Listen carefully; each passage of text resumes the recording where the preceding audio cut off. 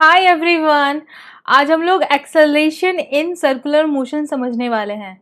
मतलब कि एक बॉडी या पार्टिकल अगर सर्कुलर मोशन परफॉर्म करता है तो उसमें किस किस तरह के एक्सेलरेशन होते हैं।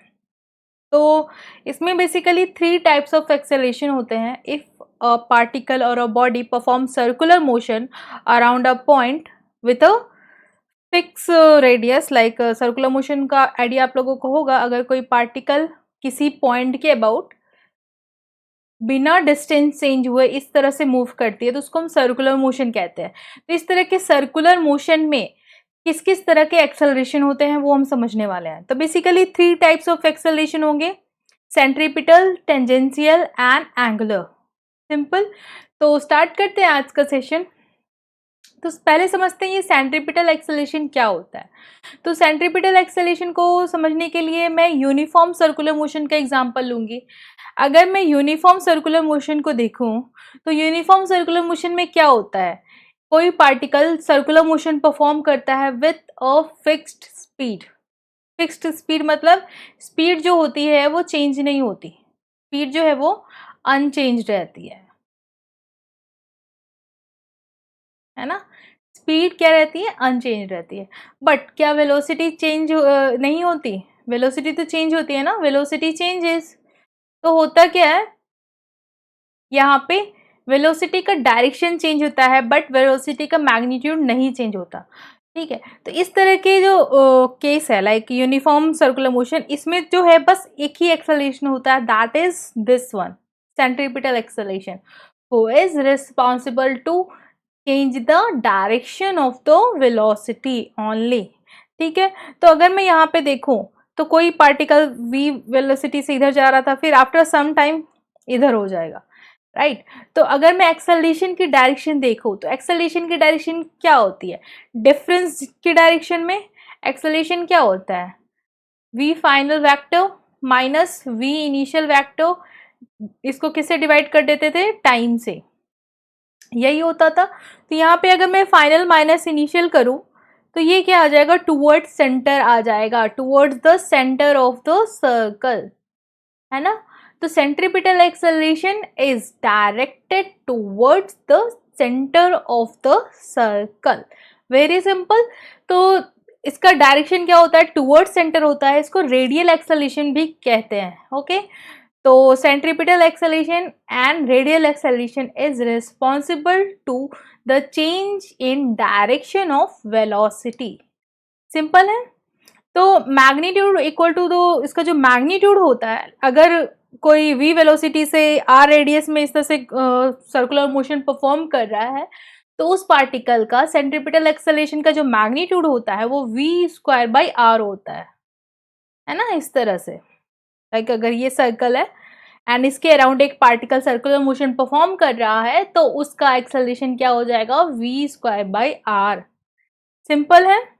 तो सेंट्रीपिटल एक्सेलरेशन क्या होता है, इसका काम क्या है, इसका मैग्नीट्यूड क्या है, आई होप इसमें आप लोगों को अब कोई भी डाउट नहीं है। सेंट्रीपिटल एक्सेलरेशन और radial acceleration is responsible to the change in direction of circular motion. जो भी है पार्टिकल की वेलोसिटी की डायरेक्शन को चेंज करने के लिए कौन रिस्पॉन्सिबल है, दिस एक्सेलरेशन, है ना। एंड इसका मैग्नीट्यूड क्या होता है, दिस। सिंपल। नाउ अब यहाँ पे टेंजेंशियल एक्सेलरेशन की अगर मैं बात करूं तो अभी तक मैंने यूनिफॉर्म लिया था क्या, सर्कुलर मोशन। अगर यूनिफॉर्म नहीं है और स्पीड जो है वो चेंज हो रही है, मतलब मैग्नीट्यूड और डायरेक्शन दोनों चेंज हो रहा है, तो rate of change of speed जो है that will be the tangential acceleration. जिस रेट से स्पीड चेंज हो रही है वो क्या है, टेंजेंशियल एक्सेलरेशन का मैग्नीट्यूड है। एंड टेंजेंशियल एक्सेलरेशन डायरेक्शन की बात करूं तो टेंजेंशियल एक्सेलरेशन किधर की ओर डायरेक्टेड होता है, जैसा कि नाम से ही हमें समझ आ रहा है, अलोंग द टैंजेंट।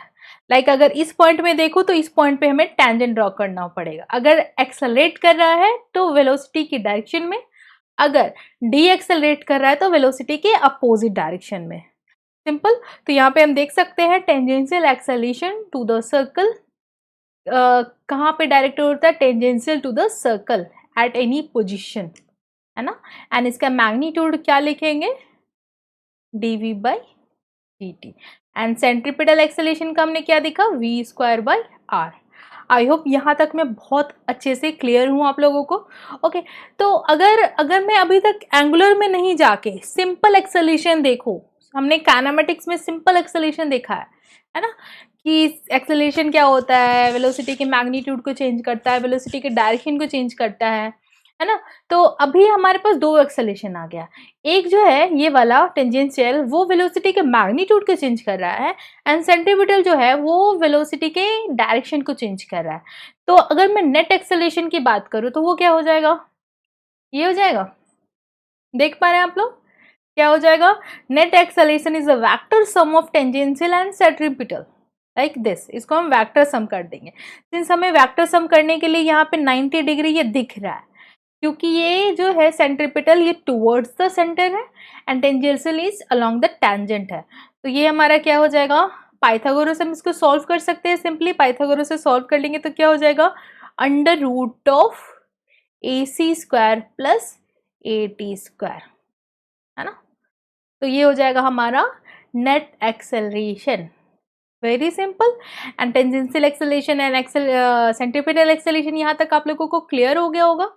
तो इस तरह से हम इसको डायग्राम में समझ सकते हैं कि नेट एक्सेलरेशन अगर इस तरफ डायरेक्टेड है तो नेट एक्सेलरेशन का ये वाला जो कंपोनेंट है, कौन सा component, along the velocity, velocity की डायरेक्शन वाला जो कंपोनेंट है वो क्या है, टेंजेंशियल एक्सेलरेशन है। मतलब कि अगर मैं ये एंगल थीटा बोलूं तो अगर हमें ए दे रखा है तो ए कॉस थीटा जो है वो टेंजेंशियल एक्सेलरेशन हो जाएगा, एंड ए साइन थीटा जो है वो रेडियल एक्सेलरेशन हो जाएगा, वेरी सिंपल। नाउ अगर मैं यहाँ पे अलग अलग केसेस लो, है ना, तो कई बार एसेशन रीजन की क्वेश्चन आते हैं, मैट्रिक्स मैच के क्वेश्चन आते हैं, उसमें थोड़ा सा थियोरटिकल हमें कॉन्सेप्ट यूज़ करना पड़ता है, थियोरटिकली समझना पड़ता है चीज़ों को। तो यहाँ पे मैंने एक पॉइंट रखा है कि अगर एक बॉडी है वो मूव कर रही है अलोंग अ सर्कुलर पाथ, ठीक है, तो अगर वो वेरिएबल स्पीड से मूव कर रही है तब क्या होगा, अगर वो कांस्टेंट स्पीड से मूव कर रही है तब क्या होगा।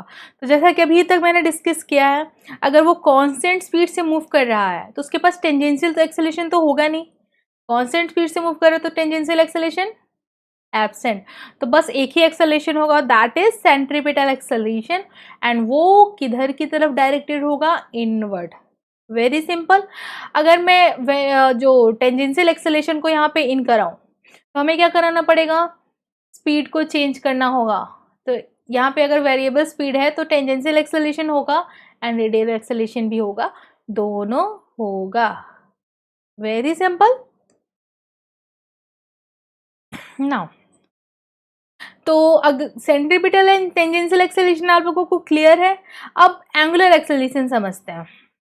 Angular acceleration is basically same जैसे कि हमने अभी तक जो एक्सेलरेशन के डेफिनेशन में क्या पढ़ा था, rate of change of velocity.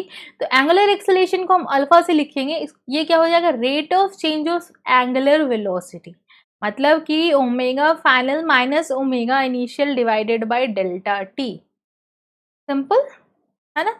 Omega, change in omega divided by change in time will be the angular acceleration, ठीक है। तो इसको हम इसको डिफाइन इस तरह से कर सकते हैं, the rate at which angular velocity of a revolving object changes with time is called as angular acceleration. तो एंगुलर एक्सेलरेशन को कौन प्रोड्यूस करता है, जैसे हमें पता है कि एक्सेलरेशन, किसी बॉडी को एक्सेलरेशन देने के लिए, किसी बॉडी को एक्सेलरेट करने के लिए हमें उसमें फोर्स लगाना पड़ता है। सिमिलरली अगर हमें किसी बॉडी को एंगुलर एक्सेलरेशन देना है तो हमें उसे टॉर्क प्रोवाइड करना होगा, ठीक है। Analogous of force, analogous of force in circular motion और रोटेशनल मोशन, सिंपल। तो आप देख पा रहे हैं यहाँ पे आर रेडियस का एक सर्कल है, अगर वो ओमेगा से मूव कर रहा है, ठीक है, तो ये सपोज इसकी वेलोसिटी v है, तो ओमेगा इक्वल्स टू क्या हो जाएगा, v/r, है ना। ओमेगा इक्वल्स टू क्या हो जाएगा, v/r। तो अगर मैं D omega by D T की बात करूं तो ये किसके इक्वल हो जाएगा, dv/dt डिवाइडेड बाई आर। अब ये जो dv/dt है यही टेंजेंशियल एक्सेलरेशन है। तो अगर मैं अल्फा एंड टेंजेंशियल एक्सेलरेशन में रिलेशन की बात करूं तो वो कुछ ऐसा आ जाएगा, if tangential acceleration is 80, then angular acceleration will be 80 by r. r is the radius of the circle. Simple है यहाँ तक. नाउ ये हमारा फर्स्ट क्वेश्चन बहुत ही ज़्यादा सिंपल है, इसको आप ट्राई करें एक बार वीडियो को पॉज करके. नाउ देखते हैं, यहाँ पे दो पार्टिकल दे रखा है जो कि अलग अलग सर्कल में सर्कुलर मोशन परफॉर्म कर रहा है. रेडियाई r1 एंड r2 है, सेम स्पीड है. तो सेंट्रीपिटल एक्सेलरेशन का रेशियो बताना है. तो अगर मैं सेंट्रीपिटल एक्सेलरेशन का रेशियो लिखूं तो ये क्या हो जाएगा, v square by r1 divided by v square by r2. तो ये किसके इक्वल आ जाएगा, r2 बाई r1 के इक्वल आ जाएगा. बहुत ही ज़्यादा सिंपल क्वेश्चन है. ओके ना, उससे मिलता जुलता क्वेश्चन है. आप ये पॉज करके ज़रूर ट्राई करें इस क्वेश्चन को. अगेन हमें क्या बताना है, सेंट्रीपिटल एक्सेलरेशन में अगेन हमें क्या बताना है, रेशियो बताना है.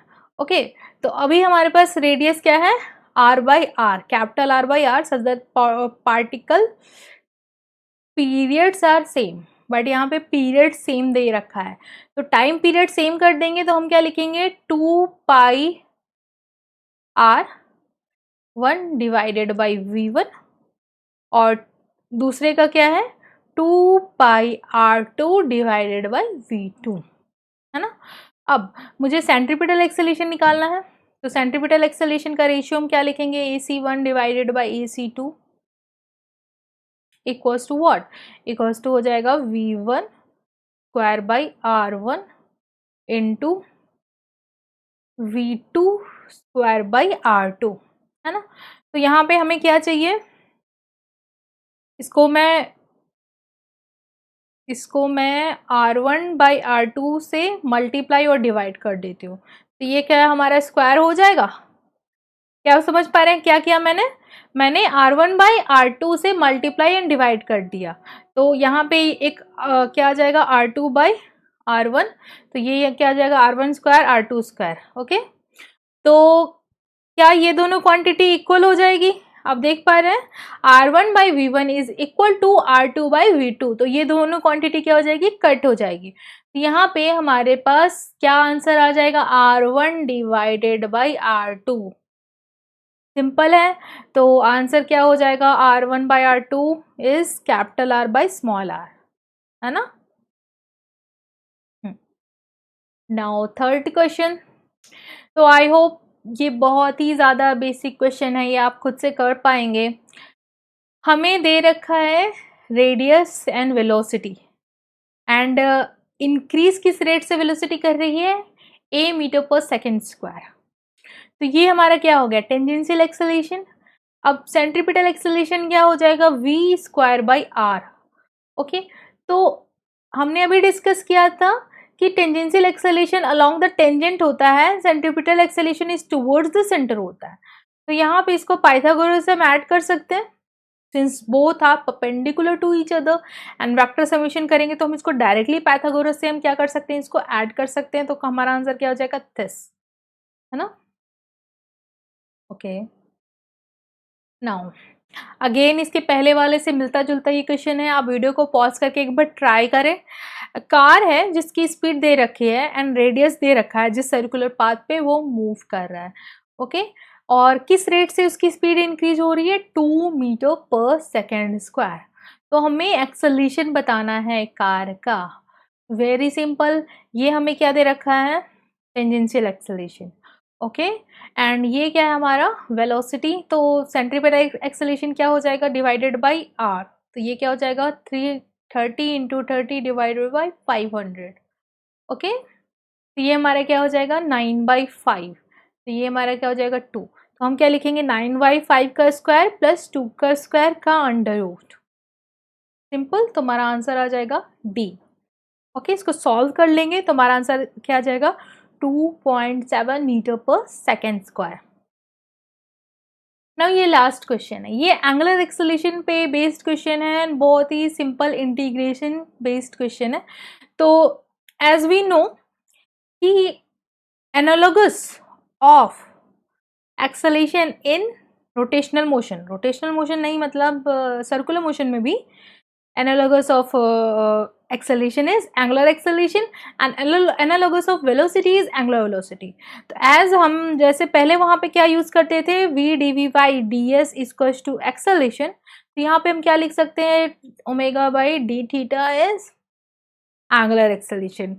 Theta is what? Theta is the angular displacement, angular velocity, angular acceleration. मतलब सब angular terms यहाँ पे आ गए एंड फॉर्मूला बिल्कुल सेम है.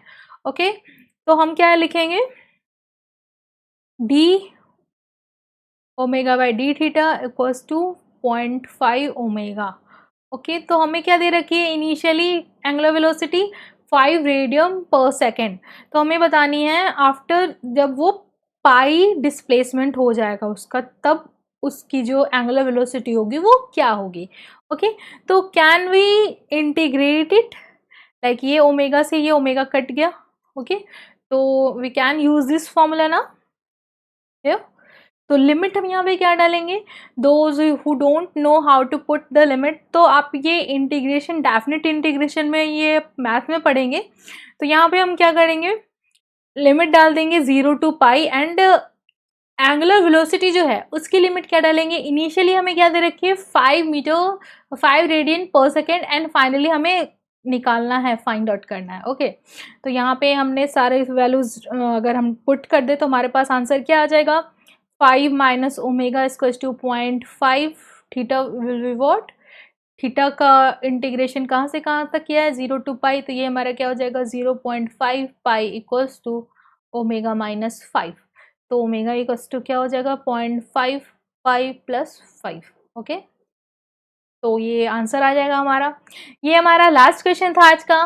Thanks for watching the video. Bye for now.